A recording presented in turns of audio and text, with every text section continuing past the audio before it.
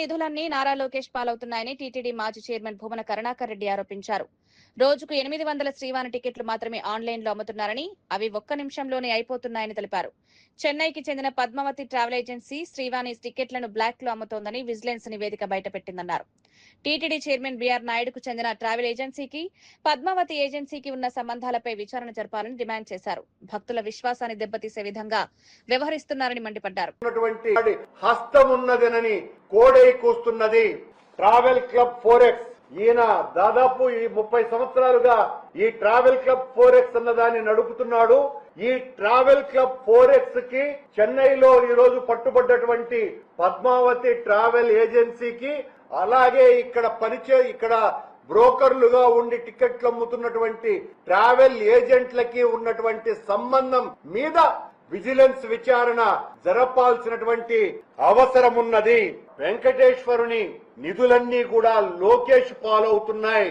Red book రాజ్యాంగం అన్న పేరుతో లోకేష్ ఏ రకంగా అయితే వైఎస్ఆర్ కాంగ్రెస్ పార్టీ నాయకుల మీద కఠినమైనటువంటి నిర్ణయాలు తీసుకుంటానని చెప్పి అరాచక కార్యక్రమాలకు శ్రీకారం చుట్టడం జరిగిందో, అదే రీతిలో దానికి సహకరించేటువంటి తెలుగుదేశం పార్టీ ఆకు రౌడీలకు, ప్రతినిధులకు అందరికీ కూడా శ్రీవాణి నిధుల ద్వారా కట్టేటువంటి గుడుల నిధులన్నీ కూడా వాళ్లే పర్యవేక్షణలో జరగాలన్నదే ఈ రోజు వాళ్ళు గవర్నమెంట్ తీసుకున్నటువంటి నిర్ణయం. దేవుని రూకలన్నీ తెలుగుదేశం పార్టీ వాళ్లకు నూకలుగా మారుతున్నాయి. టెండర్లు లేకుండా పనులు అంటే వెండర్లు లేకుండా అమ్మించినట్లే. నిధులు నేరుగా ప్రజాప్రతినిధుల జోబుల్లోకి మారటానికే ఈ కుట్ర.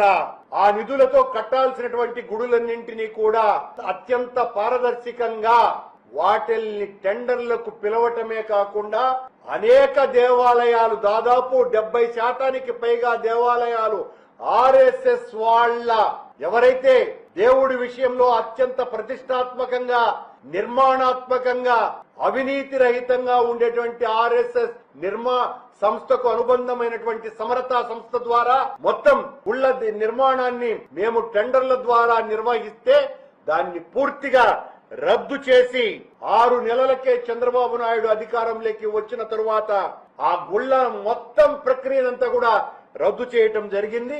ఈ రోజున తెలుగుదేశం పార్టీ కార్యకర్తల పర్యవేక్షణ మీద జరగాలని టెండర్లే లేకుండా అప్పనంగా వాళ్లకు అందించటము జరుగుతున్నది. ముఖ్యమంత్రి స్థానంలో ఈనాటి వార్తా విశేషాలు మరో బులెటిన్ లో మళ్ళీ కలుద్దాం. నమస్కారం.